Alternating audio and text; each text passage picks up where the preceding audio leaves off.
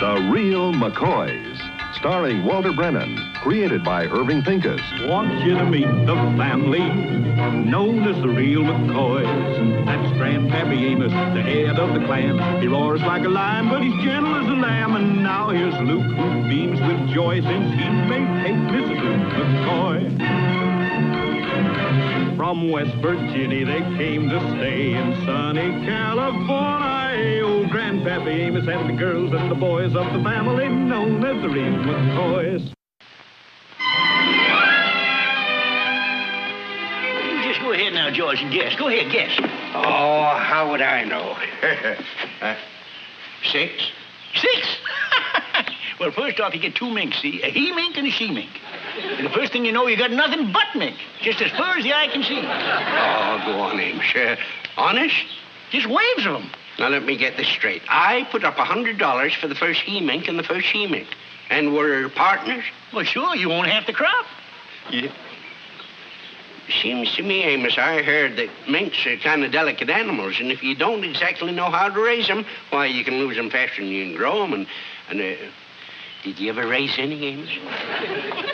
Hey, there's another thing, George. Do you realize the demand there is for mink coats? They ration them now, you know, 1 mink coat to a customer. Yeah? Yeah. 1 coat to a customer, huh? But did you ever raise any, Amos? Just as far as the eye can see. In every direction. Yeah?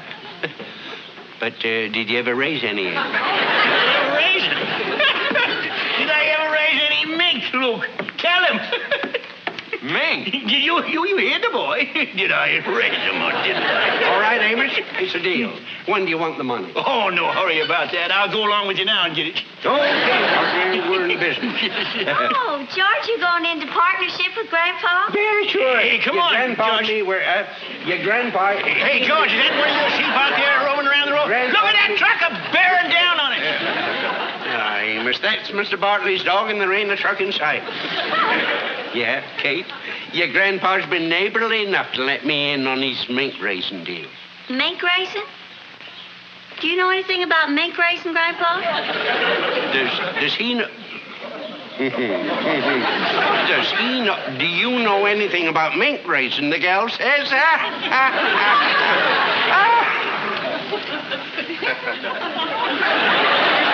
Does he know anything about mink racing? I don't know. Isn't that why Mr. Polson turned you down for that loan? Because you didn't know anything about it? They're rationing them coats just well.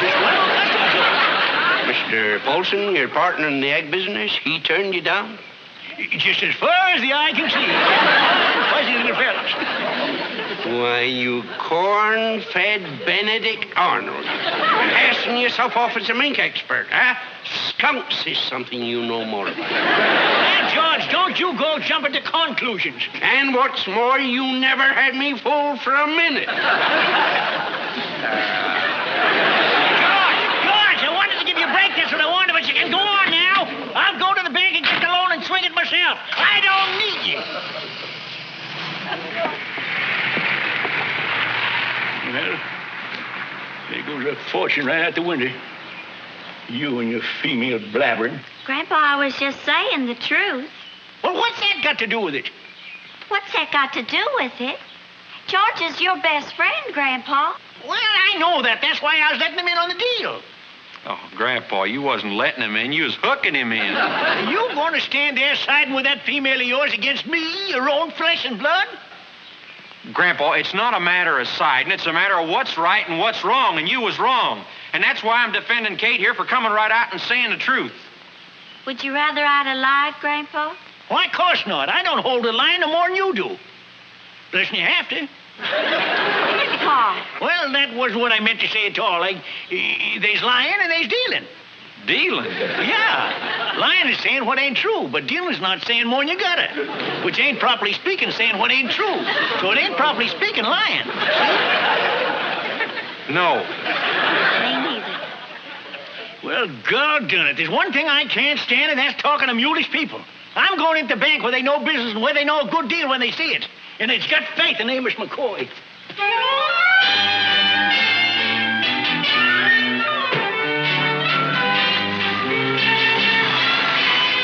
Next time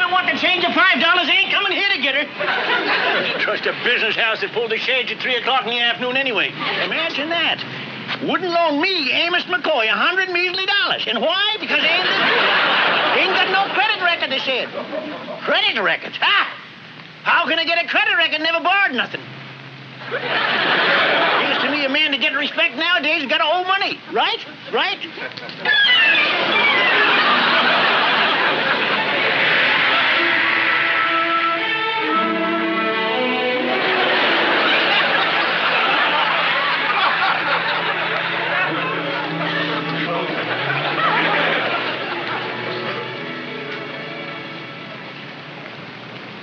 I hate to interrupt your paperwork, son, but do you mind? Wait a minute, mister.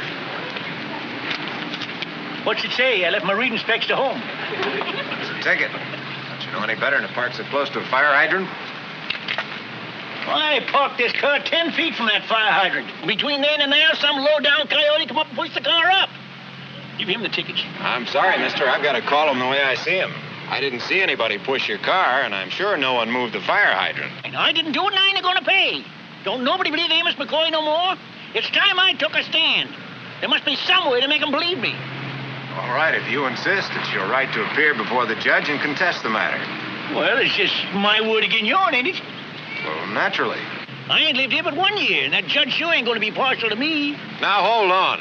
The judge is a fair and a reasonable man. Besides, you've got the right to call in character witnesses. Huh? Is there people who testify that you're the kind of man who's honest and truthful and so forth? Is that turn the trick? Well, I've seen it work before. Character witnesses, huh? Well, if that's what the judge wants, that's what he's going to get. But say, will you have that courtroom cleared? Because I'm going to bring in a whole busload of them.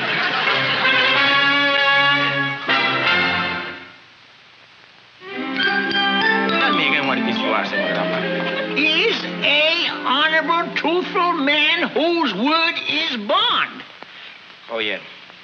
Your Honor, Senor Mccoys is...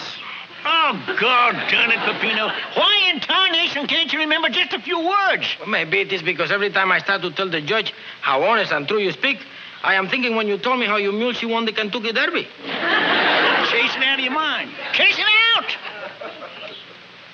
Is it out? All right, try it again.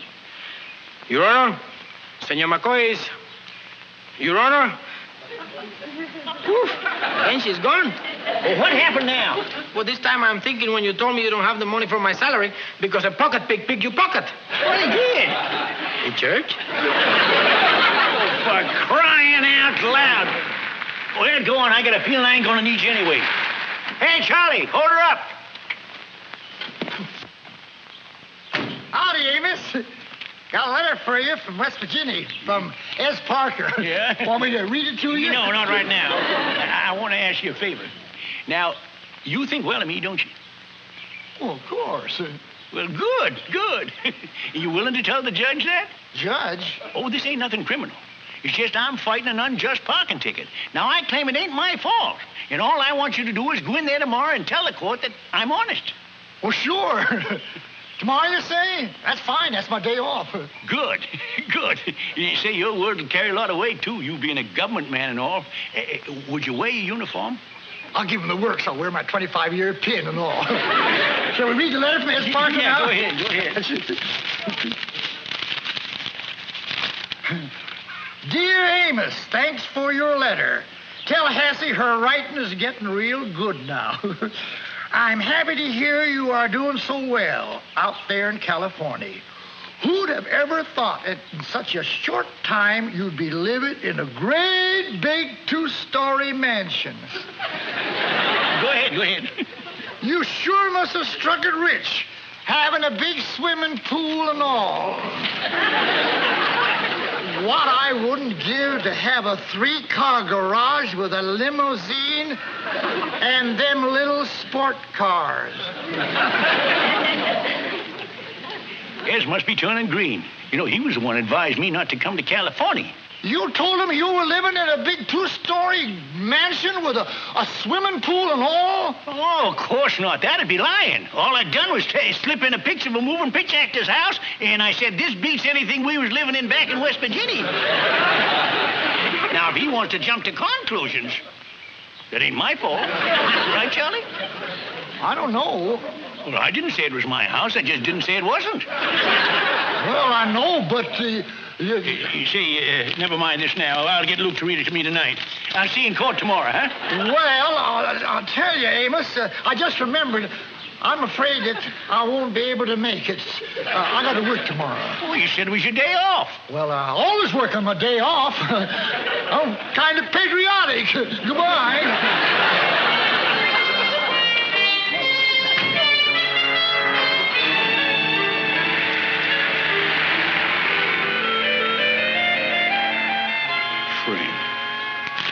I hope all these stamps come loose. No use, Amos. I ain't putting up the $100 no matter how loving those little fellas are. Now, look. I didn't come over on account of that. I come over because... Say, you ain't holding no grudge against me on account of that business deal we had yesterday, are you? No, of course not, Amos.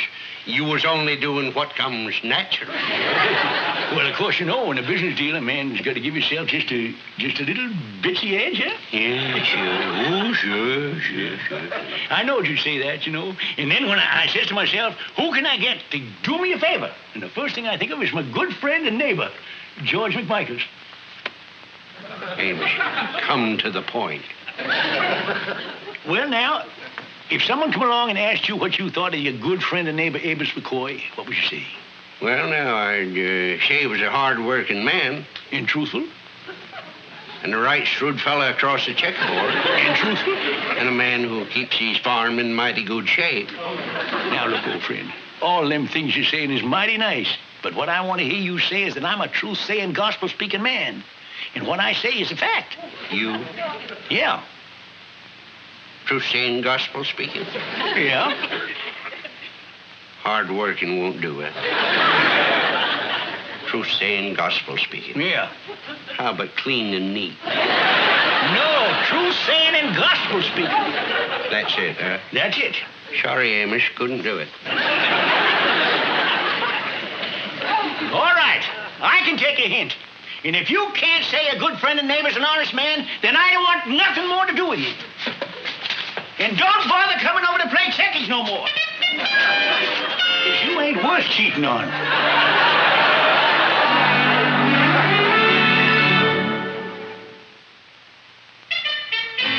So that's why I gathered us here, see? Now, the honor of the McCoys is at stake. And we got to go down to the courthouse and testify that I'm an honest, upstanding, truth-telling citizen. Now, is there any questions? Yeah, well, there's just one, Grandpa. You see, we're your kinfolk, and wouldn't it carry more weight if you was to get somebody else outside the family to speak up for you? I'm glad you asked that question, son. You know, I thought about getting some folks I know, and it suddenly dawned on me what a terrible thing I was doing by not allowing my own family to get in there and have the honor and the pleasure of doing this. Well, which one of you wants to talk in court? I'll do it, Grandpa. Well, that's rightly nice, you little Luke, but I think it'd be a little more fitting to Kate or Luke to do it. Well, Grandpa, it is a nice honor, but don't you agree with Luke it might be better if George and Peppino did the talking for you? George and Peppino's nothing but a couple of low-down, yellow-bellied coyotes, just like the rest of my ass. So you did ask somebody else. And they all turned you down? Well, all right, yes, I did ask him, and they turned me down. George is still bellyaching about that mink deal I offered him, and Peppino's got some fool idea in the back of his head about me sort of being loose of the truth. Can you hear such nonsense? No, it ain't altogether nonsense, Grandpa. What? Well, you already know how Kate and me feel about that mink-raising scheme, and, well, you do tell Peppino some pretty tall tales. That's enough. My own family's siding with the outsiders. I never thought such a thing had happened. But, Grandpa... Don't you but Grandpa me. I was put on this earth a lot of years before either one of you was here, and I get along without you then, I can get along without you again. I'll do it, Grandpa. I'll lie for you. That's the deepest cut of all.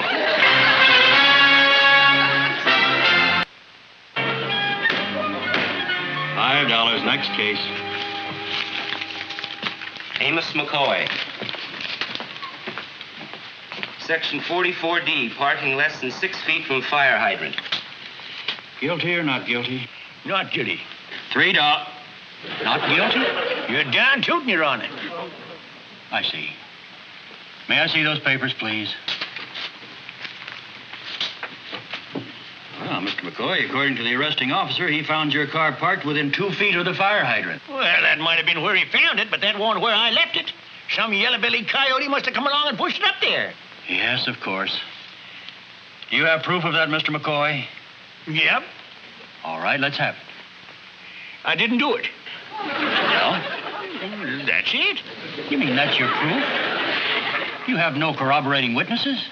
Would them be the kind that's for me or against me? 4. Yeah, I thought that's what you said. No, Your Honor. In that event, Mr. McCoy, we'll have to accept the word of the arresting officer. $3. Next. I said $3. I hear you, Your Honor, but we ain't finished yet. Oh, we're not? No, I ain't going to pay it. You ain't going to pay. I mean, you're not going to pay? No, that's the way it stands. Now, if I was to pay, you see, that'd be just like saying I was guilty, which I ain't. Look, Mr. McCoy, if you could come up with just one corroborating witness, just one that would vouch for you or for your testimony in any way, I'd be happy to dismiss this case. But if you can't, and you still refuse to pay your fine, you leave me no alternative but to sentence you to the workhouse. Now, Mr. McCoy, do you have that one witness? Well, do you? Bring on your rock pile, Your Honor. I object, Your Honor. I'm his witness, and I'm darn proud to be one. Well, thanks, good friend. Wait, stop. Hold everything. Pepino, the witness, is here. Your Honor, Senor Grandpa here, she's a Now, man. hold on a second, Pepino. I was here first. I am knowing him longer. Your Honor, Senor Grandpa here, she's There isn't a finer man in the country, Your Honor. I'm from the U.S. government. 25-year man. Hello, Charlie. Are you here as a witness, too? That's right, Judge. And I'm here to swear You that... just wait your turn. We were here first. Your Honor, I have here a written statement. In reference to the defendant? Si, senor. One of the finest men the world has ever known. An honest, upstanding citizen respected by one and all. Well, now we're getting somewhere. It is well remembered how, as a boy, when he jumped down the cherry tree, he told his father, I cannot tell a lie. I bring it to the little hatchet. Let me see that. That's right. Well, it seems we have proof here that George Washington never parked close to a fire hydrant. You better paste this back in your history book. Thanks anyway, Pepino. You was getting pretty close there. If you're going to testify here, you're going to have to be sworn in. Sworn in? That's right. You'll have to take an oath to tell the truth, the whole truth, and nothing but the truth. Now, who's going to be first? Judge, this swearing in business, that means if we don't tell the truth, we're committing a crime, right? Of course. Well, I can swear that he always puts the right amount of postage on his letters and never cheats the U.S. mail. Your Honor, I'm here to tell what a crackerjack fisherman he is. And a darn good checker player, too. Oh, I'll swear on that. Hold on! Judge, we're here to speak for our grandpa. No, you just better forget about testifying. What, Grandpa? We're here, ain't we? Yeah, I know you're here, Kate, but the judge just brought in something new and sort of sneaky-like where you got to give an oath saying you'll tell the truth and nothing but the truth. So I guess I'll just stand up and take my medicine. I'll do it, Grandpa. Me too. You will? Judge, I got some real witnesses. Will the witness take the chair, please? Place your left hand on the Bible. Raise your right hand. Do you solemnly swear to tell the truth, the whole truth, and nothing but the truth, so help you God? I do. State your name. Kate McCoy. Miss McCoy. It's Mrs. McCoy. She married into the McCoys, but she's as real a McCoy as there ever was. Mrs. McCoy, we can dispose of this case with one question. Are you prepared to state that, to the best of your knowledge, Amos McCoy is a truthful man? No, Kate, don't say it. I'll answer that question, Your Honor. No, I ain't a truthful man. Mr. McCoy. And I'll take oath on that. I'm rightly obliged to Kate and Luke and all my good friends and neighbors that tried to stand up for me. It's like I said, Judge. I did not park that car near the fire hydrant. But I ain't got no right to be believed. I've been shading the truth so long now that somewhere along the way I sort of lost sight of the fact that I was doing it. And I'm rightly sorry. Mr. McCoy, I let this case run far beyond what its subject matter warranted, because obviously it was important to you. Very important. Yet you wouldn't sit by and allow your granddaughter to perjure herself in your behalf. That was the action of a man of principle, of integrity, of honor. In the final analysis, Mr. McCoy, you were your own best witness. I believe you. Case dismissed.